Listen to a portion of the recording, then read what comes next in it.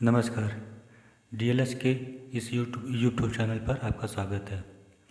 आज हम बात करेंगे पर्यावरण एवं पारिस्थितिकी से रिलेटेड करंट अफेयर के बारे में, जो घटनाक्रम 2021 व 22 में घटित हुए हैं।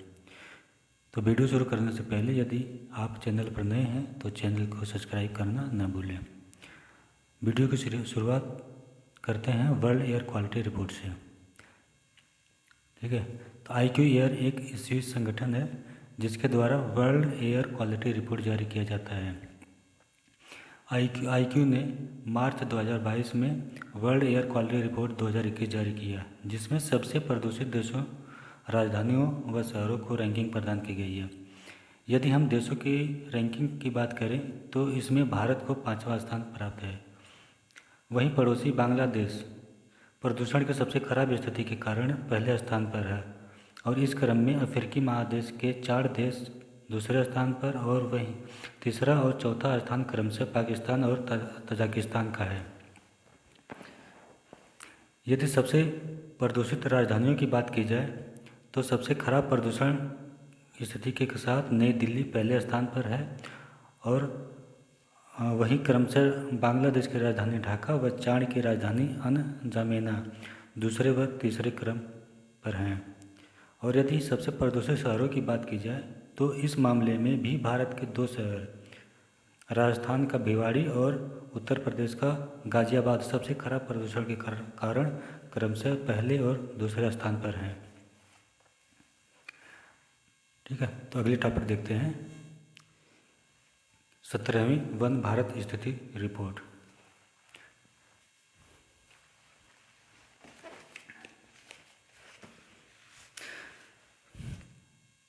सत्रहवीं वन भारत स्थिति रिपोर्ट 2021।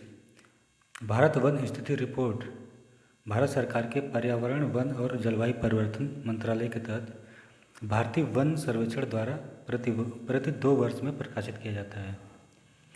भारत वन स्थिति रिपोर्ट सर्वप्रथम 1987 में प्रकाशित किया गया था, और यह इस श्रृंखला की 17वीं रिपोर्ट है। इस रिपोर्ट में दूर संवेदी उपग्रह रिसोर्ट सेट 2 से प्राप्त आंकड़ों का प्रयोग किया गया है।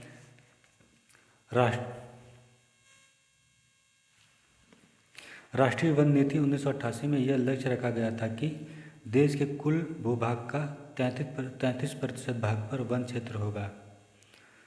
तो देखते हैं कि भारत में वर्तमान में वन की क्या स्थिति है और कौन सा राज्य या केंद्र शासित प्रदेश की क्या क्या स्थितियाँ हैं।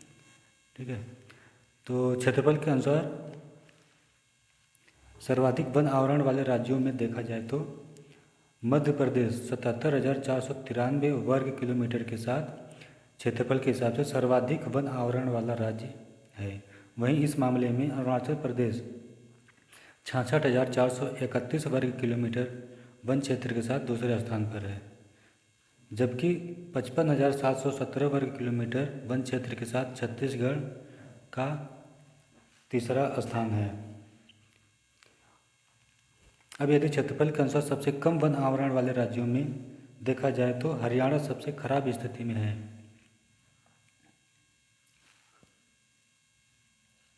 वहाँ केवल 1603 वर्ग किलोमीटर क्षेत्र पर वन है, अतः सबसे कम वन आवरण के मामले में हरियाणा का पहला स्थान है।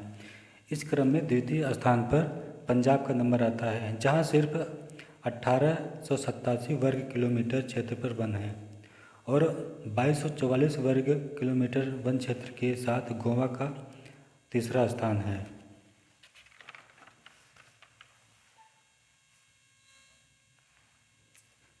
यदि सर्वाधिक वन आवरण प्रतिशत के हिसाब से देखा जाए तो मिजोरम का 84.53% क्षेत्र वन आवरण के साथ पहले स्थान पर है। इस क्रम में दूसरे स्थान पर अरुणाचल प्रदेश है, जहां पर कुल भौगोलिक क्षेत्र का 79.33% क्षेत्र पर वन आवरण है, और तीसरा स्थान 76% के साथ मेघालय है।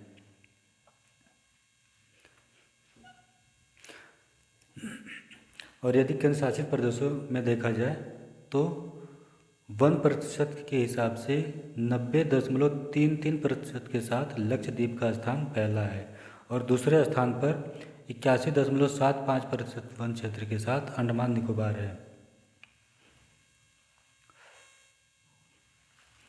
अगला टॉपिक है ब्लू फ्लैग लिस्ट में शामिल भारत की समुद्री बीच। तो भारत में अभी तक कुल 12 समुद्री तटों को ब्लू फ्लैग प्रमाणन से सम्मानित किया जा चुका है। ब्लू फ्लैग प्रमाणन अंतर्राष्ट्रीय इको स्तरीय टैग है जो समुद्र तटों को स्वस्थ, सुरक्षित और सतत विकास में बढ़ावा देने का प्रयास करता है। यह प्रमाण पत्र डेनमार्क के फाउंडेशन फॉर एनवायरमेंट एजुकेशन द्वारा प्रदान किया जाता है। तो इसमें इस लिस्ट में 12 समुद्री तटों को शामिल किया गया और 12 समुद्री तटों को नाम को मैं आपको बता देता हूँ कि थुम्बी बीच ये लक्षद्वीप में है, इसे 2022 में ब्लू फ्लैग लिस्ट में शामिल किया गया था।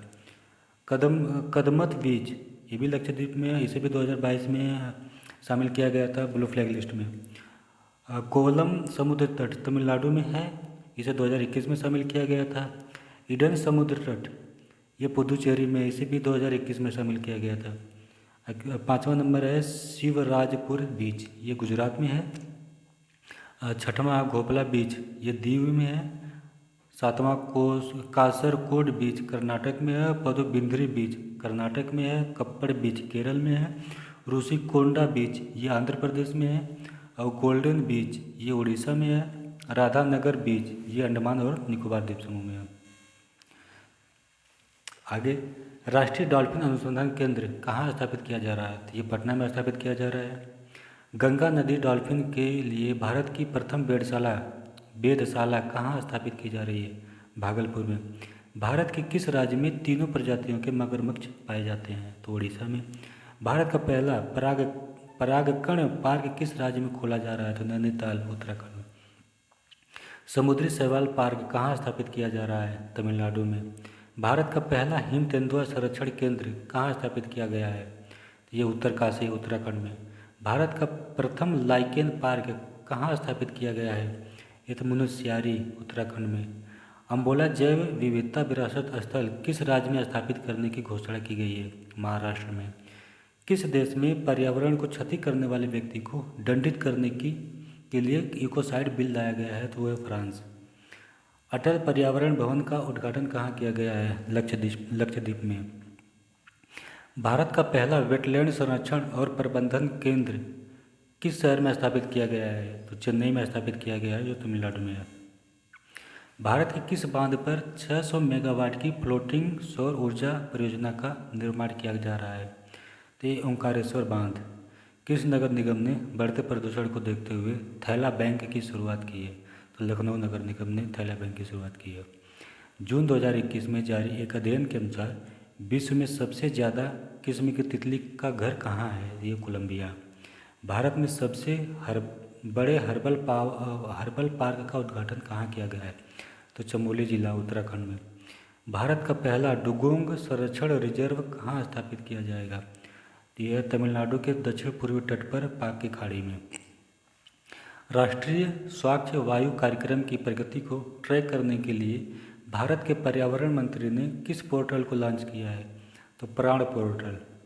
भारत के सबसे बड़े सुगंधित उद्यान का उद्घाटन कहाँ किया गया है? नैनीताल में उत्तराखंड। दुनिया के पहले तैरते हुए शहर का निर्माण दक्षिण कोरिया में किया जा रहा है। वन्य जीव डीएनए परीक्षण प्रयोगशाला का उद्घाटन नागपुर महाराष्ट्र में किया गया है। वर्ष 2021-22 के लिए वर्ष 2021 से 26 के लिए बाढ़ प्रबंधन रणनीति पर रिपोर्ट किसने जारी किया था? तो नीति आयोग ने जारी किया है। ओडिशा ने मैग्रोव की प्रजातियों के लिए एक जीन बैंक खोलने की घोषणा की है। इसका उद्देश्य मैग्रोव वनों का संरक्षण करना है। मन्नार की खाड़ी तथा पाक की खाड़ी में जैव विविधता के संरक्षण हेतु तमिलनाडु ने नागपट्टिनम में मरीन एलिट फोर्स का गठन किया है। इसके तहत संकटग्रस्त प्रजातियों की रक्षा की जाएगी। भारत में पहली बार ओशियन 2022 सम्मेलन का आयोजन चेन्नई में किया गया है। इसका उद्देश्य है समुद्री प्रदूषण, जलवायु परिवर्तन और मौसम अनिश्चितता आदि से निपटने पर विचार विमर्श करना। सौभाग्य योजना के तहत घरों में सौर ऊर्जा आधारित विद्युतीकरण के मामले में राजस्थान प्रथम स्थान पर है। दिसंबर 2021 में तमिलनाडु के काजूवेली वेटलैंड को राज्य का 16वां पक्षी अभ्यारण्य घोषित किया गया है।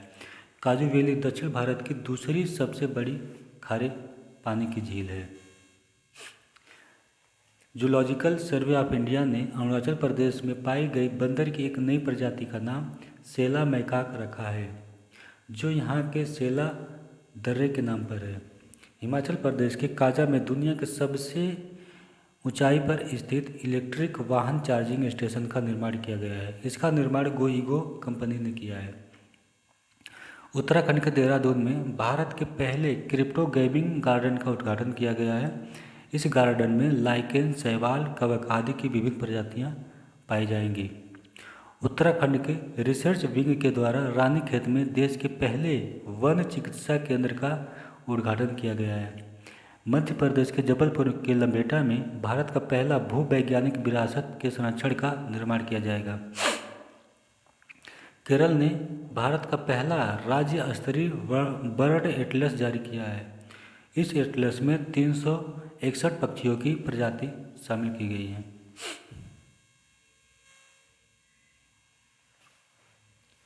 वर्ष 2021 में रामसर अभिसमय में शामिल भारत की 5 आर्द्र भूमियाँ: हैदरपुर आर्द्र भूमि उत्तर प्रदेश, सुल्तानपुर राष्ट्रीय उद्यान हरियाणा में, भिंडावास वन्यजीव अभ्यारण्य हरियाणा, वाधवान वेटलैंड ये गुजरात में है, थोल झील वन्यजीव अभ्यारण्य ये भी गुजरात में है।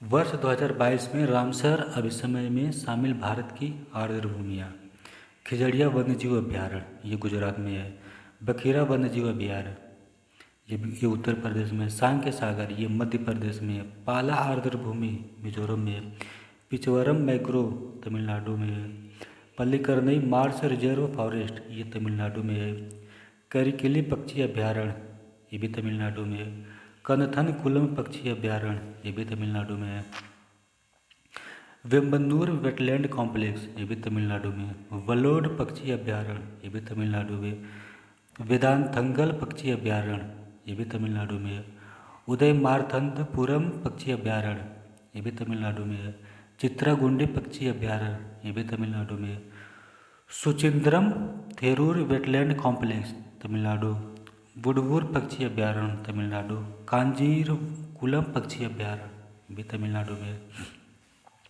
अंशुपा झील उड़ीसा में है, हीराकुंड जलाशय उड़ीसा, सिरपुर वेटलैंड मध्य प्रदेश, यशवंत सागर मध्य प्रदेश, थाणे क्रीक महाराष्ट्र, नंदा झील गोवा, रंगनाथितु पक्षी अभ्यारण्य कर्नाटक, हाइगम वेटलैंड कंजर्वेशन रिजर्व ये जम्मू कश्मीर में है, और 75वां रामसर स्थल है सालबुग वेटलैंड कंजर्वेशन रिजर्व ये भी जम्मू कश्मीर में है।